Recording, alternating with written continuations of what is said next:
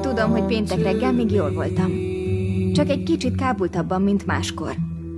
Mikor kimentem a konyhába reggelizni, Ainsley éppen felmosott. Azt mondta, előző este egy rossz buliban volt. Az első percben meglepett, hogy mozog a lábam.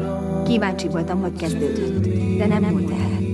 A többiek úgy meglepődtek, hogy egy percig nem is szóltak. Nem szereti a szőlőt. Az Istenért nem kell mindent felszabálnod.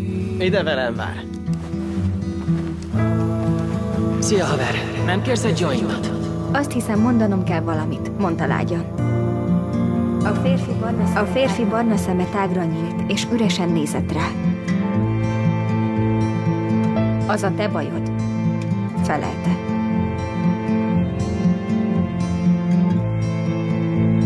Legalább már tudom, mi akarok lenni.